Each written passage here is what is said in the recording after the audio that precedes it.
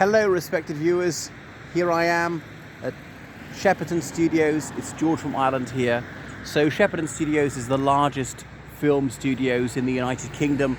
Got 31 stages, about 21 miles southwest of London, in between the villages of Laleham and Shepperton. Shepperton's a railway station down that away.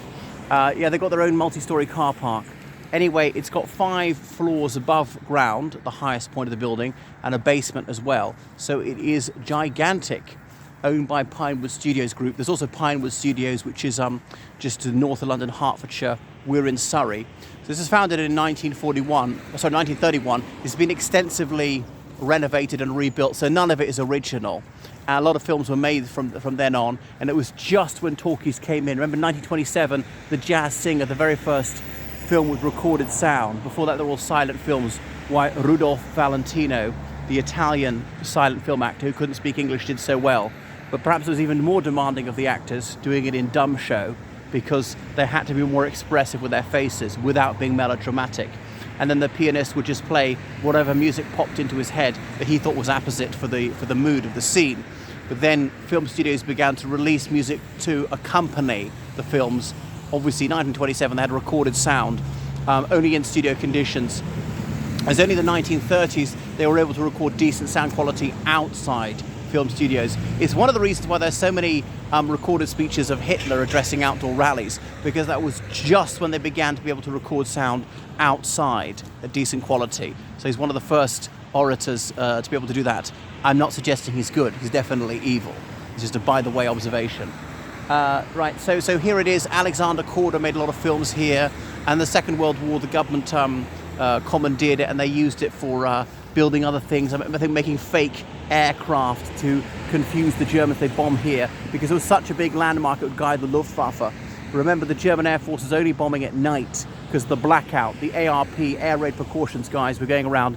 Make sure your blackout curtains down, not a peep of light. Remember, the 1940s, some people still didn't have electricity. Even just outside major cities, burning fires and so on, because navigation is very, very primitive. The United Kingdom invented radar. The Germans didn't have it. So their navigation by dead reckoning, a map, a watch, a compass, and trying to figure out where they were from that and get it wrong by hundreds of miles sometimes. But sometimes they could see something as ambient light from the stars and the moon and so forth. And obviously the searchlights were trying to find it to shoot them down. So what was made here, a bit of The Third Man, 1949, actually set in Vienna. It's a sort of murder mystery. And that's when it came to the spy scandals of the 1950s about Guy Burgess, Donald McLean, Kim Philby and so forth. They said, was there a third man? There turned out to be a fourth man and a fifth man, the Cambridge Five, who I'm forgetting, Fitzroy McLean. No, Donald McLean. Fitzroy McLean is someone else who was in the Soviet Union. And Sir Anthony Blunt and whoever I haven't mentioned. 2 of them Scots. The Third Man, okay? So starring Orson Welles. And what else was shot here that we would have heard of? The Boys from Brazil in the 70s. Got a fan there. And a few other things. What's it? Young Victoria. That's only about 2009.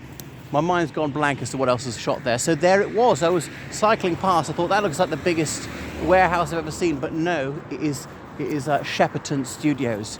Right, thanks for watching my video. Toodaloo.